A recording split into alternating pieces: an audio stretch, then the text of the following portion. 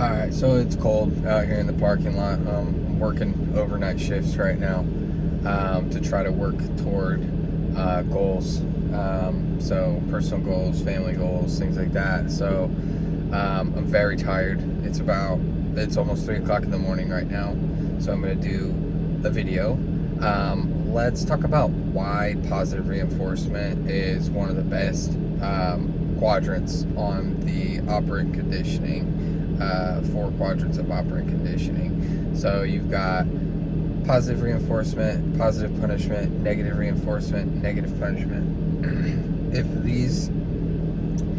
these terms sound familiar, like if you've taken a psychology course, if you've taken a sociology course, if you've been to high school, if you've been to college, whatever, these should sound vaguely familiar. You might actually understand these better than I do, and I've got no problem reconciling with that. It's nice to have like a little, at least a tenuous grip of these concepts to know what you're doing to your dog, what you're subjecting to your dog, and what the potential fallout may be.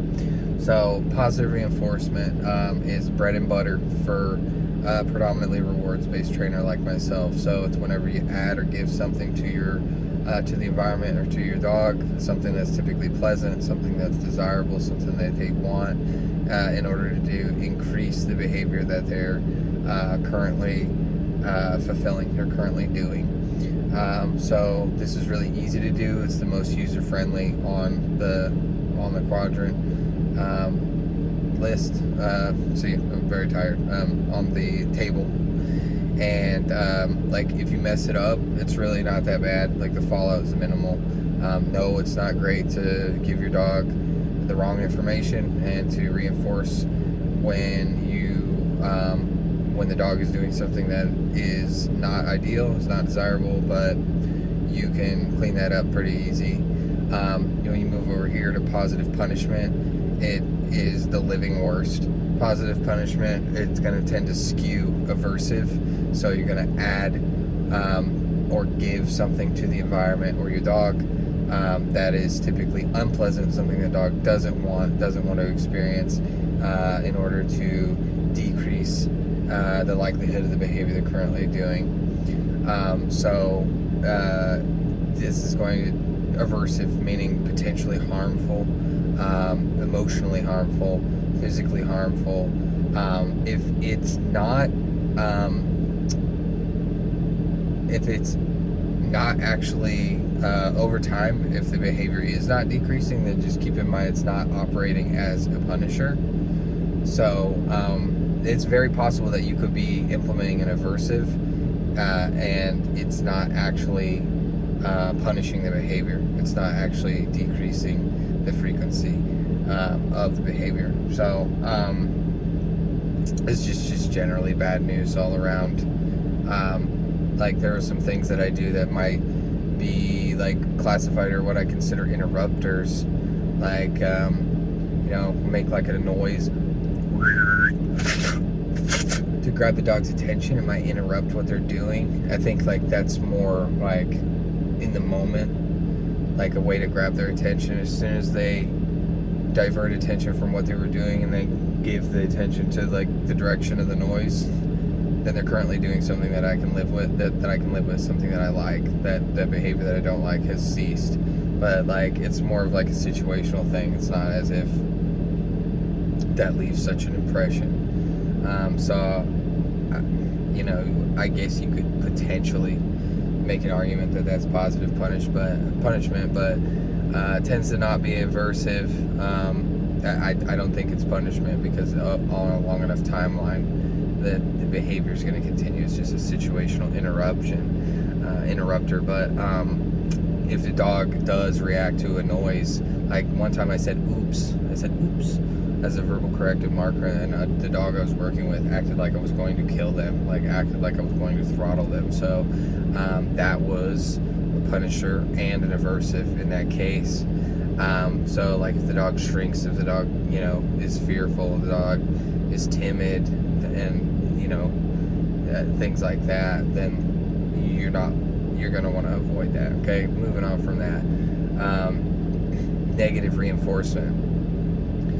the example that's always given for negative reinforcement, so this is when you take something away, you remove something from the environment, or take something away from your dog, or take some kind of implementation away to increase a behavior. So I find the example that's always given is like when you release tension on a leash, when you choke up on the leash to get the dog to stay near you, and then they like, some in the scenario that they're describing, the dog does actually relent and they like kind of walk next to you and you release the pressure. Like, I find that you often like don't have negative reinforcement without first implementing positive punishment. Like in this scenario, the leash tension that you're applying when you're choking up on the slack is positive punishment. It usually doesn't work out that way. The dog just continues to pull. But you know, or you're given a stimulation, you're shocking your dog with an e-collar with an electric collar. Then you know they are doing what you're looking for. They cease to do the thing you don't like and they start doing the thing you do like, and then you let off the button and you stop shocking them. That is negative reinforcement. And then once again, you don't typically get that without first implementing positive punishment. So those two I'm generally steering clear of, like if I can help it. I don't want to touch that with a 39.5 foot pole. And then so finally have the negative punishment. So negative punishment can also like backfire. The fallout can be bad if we're talking about something like resource guarding. If you like natural human tendency would be like take food away if the dog's growling, like if I come through, but actually that's going to exacerbate the problem. But in terms of like bite inhibition, teaching dogs like proper bite inhibition, that would be a really good example. Ian Dunbar talks about how like when they bite too hard, he says, "Ow, that," he's a British guy, so he says, "Ow, that hurt you, worm."